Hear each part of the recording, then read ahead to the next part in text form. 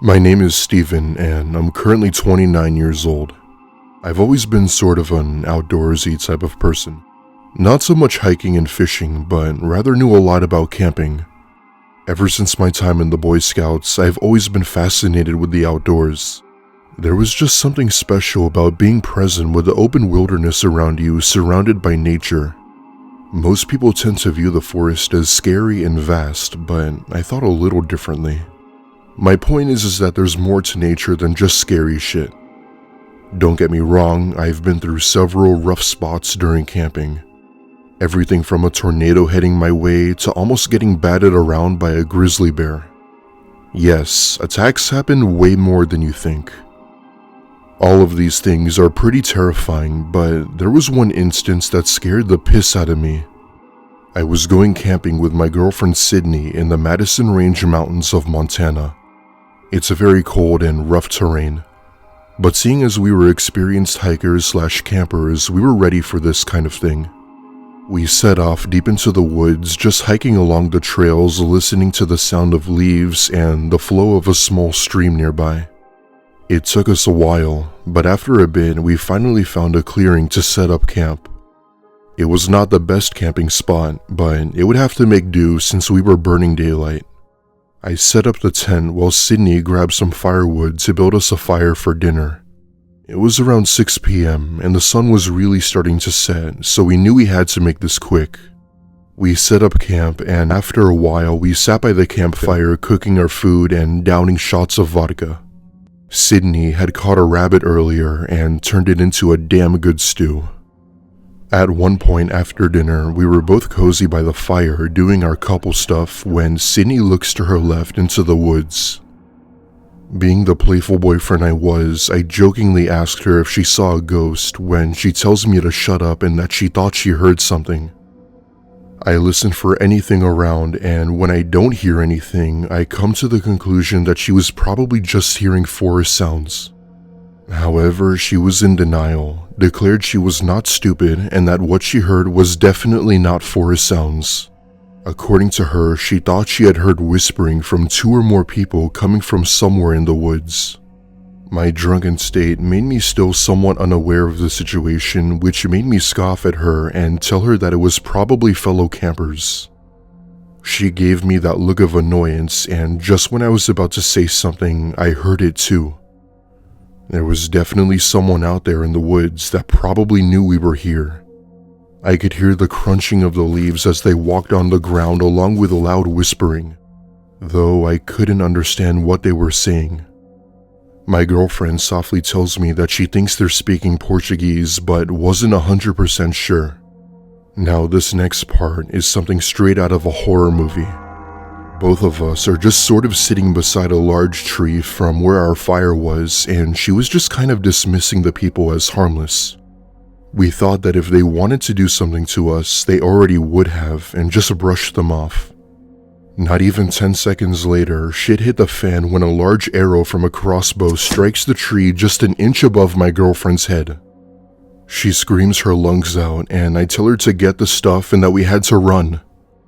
Just to be safe, I pull out my judge and fire a few shots into the woods to try and scare off whoever was out there. Unfortunately, my tactics didn't work as they only fired more arrows that nearly missed us. I don't think they followed us, but I just remember telling my girlfriend to keep running. We didn't know where we were going as it was pitch black out with the only source of light being the moon. Just saying, running through the woods in the middle of the night not knowing where to go is absolutely horrifying.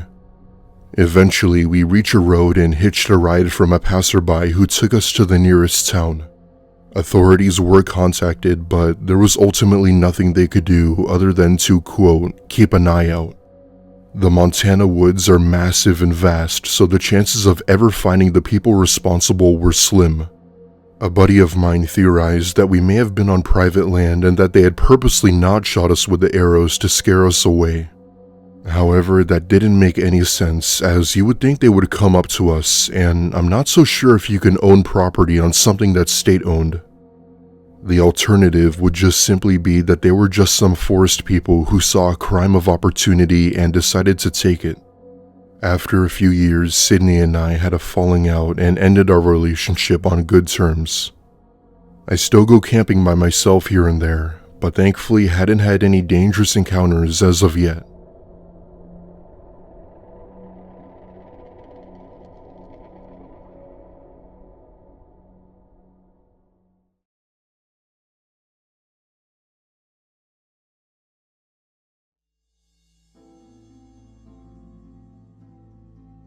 I'm a father of 4, and man, do I have a story to tell you. My wife and I both own a logging company outside of Charlottesville, Virginia, and primarily make our income through there. The business didn't start off great, but over time it improved significantly. My kids are both in middle school and are the best things I could ever ask for. My daughter is the youngest, while my son was just a year older than her. Back in the summer of 2019, we had taken a family camping trip down to the Carolinas as the highlight of our summer vacation. We had PTO, the kids were on summer break, it worked out perfectly. We had gone out to this really popular family campground in North Carolina, which was the ideal spot for the family. I helped my kids build their tent while my wife built ours we'd be staying in. Now, this campground isn't just some small area of the woods with a few small buildings. This place was huge, and you were pretty much allowed to set up your camp however far out you wanted. After we all got situated, my wife tells us that we should all go down to the dining hall for some dinner and dessert. With there being some buildings like the dining hall and a visitor center, it wasn't a real camping trip, but it was still fun for the family. We ate what food staff was serving along with maybe 3 or 4 other families also camping here. After dinner, we walked about 20 minutes before we went back to our campsite to get some sleep as we had planned on going fishing in the morning. I made sure my kids were asleep in their tent by 9 while my wife and I just read our books in our tent until we got tired. After a bit, we sort of drifted off to sleep and I'd say I slept for a good few hours or so.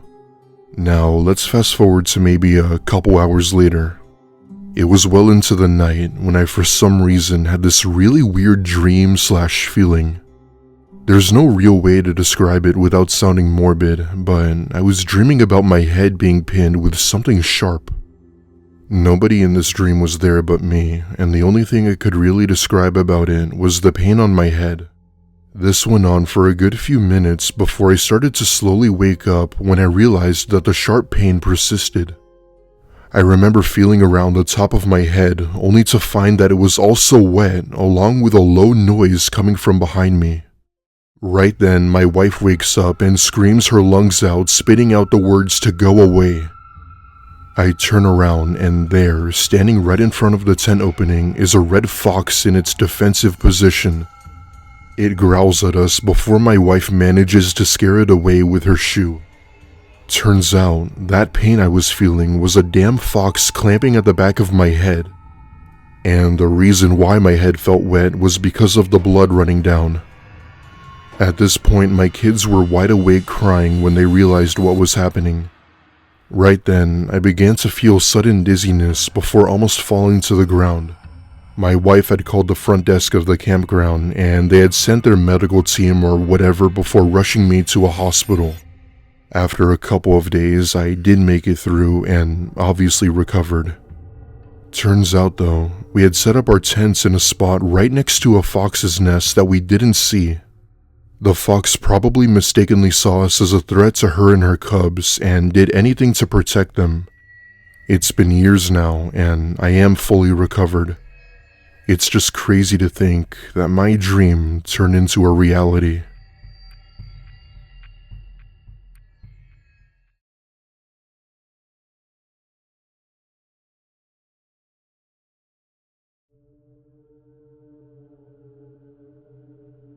This happened about 9 years ago while my girlfriend and I were going backpack hunting in British Columbia.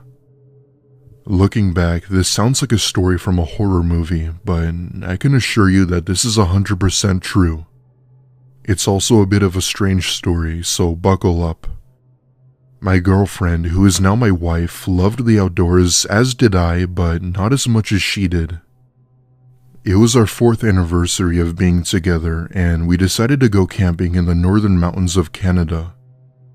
We've been through several parts of the US before, but decided that we'd give another country a try.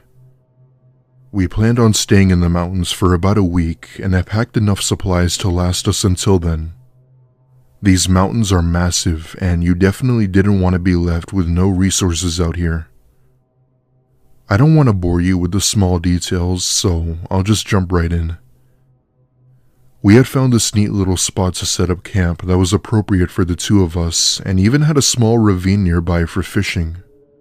Our first 2 nights of camping went decently well, and it wasn't until the 3rd night where my girlfriend brought up the idea to do some midnight hunting. I was nearly on the verge of passing out after a long day, but she had seemed excited about it, and I wasn't gonna say no to the love of my life. In the end, I had to agree, and we changed into warm clothing and grabbed our gear. Now, we obviously weren't just gonna go wandering into the woods, so we decided to stay by our tent and light a fire to scare away any potential predators. We both had a pair of night vision binoculars so we could see better, even though it was likely we wouldn't find game at this time of night. Anyway, there we are, scanning the trees for any deer when I thought I heard rustling maybe about 20 feet away. I knew for sure it had to be an animal, as there were many creatures that come out at night, and it very well could have been a deer. We both grabbed our guns, trying to spot whatever made that noise, hoping to get a shot at it. We scanned the trees for a good minute or so, before I turned to my wife and see her stiff as a board. She's looking off at something into the trees, and when I ask her what's wrong, she doesn't reply. All she did was continue to stare in the direction of the woods, and when I looked in her direction, I saw it too. About maybe 20 yards away is a set of glowing eyes that were maybe about 10 feet off the ground. It was a little hard to hear, but we could hear heavy breathing coming from that direction, which gave us the chills. I also know it couldn't have been a bear, as the height difference didn't match that of any bear known to man. Trust me, I've been experienced with wildlife to know that what I was seeing was definitely no bear. Whatever it was massive, and I could tell you right now that this was no creature we've ever seen. Some way, somehow, I find the courage to tell my wife very calmly that we needed to get back inside the tent and to not make a sound.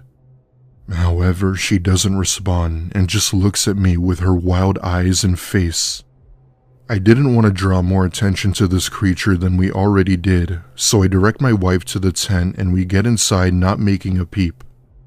All the while, I prayed that the fire didn't go out anytime soon, as that was probably the only thing preventing this creature from coming to us.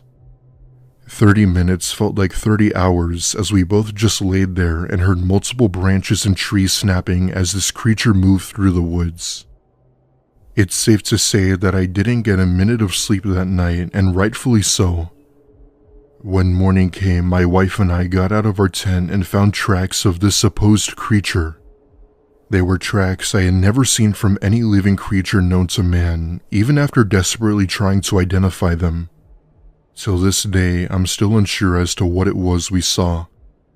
I don't know if it was some unidentified creature. I don't know if it was Bigfoot. All we know is that there was indeed something tracking us out there, and that the woods have secrets that have yet to be uncovered.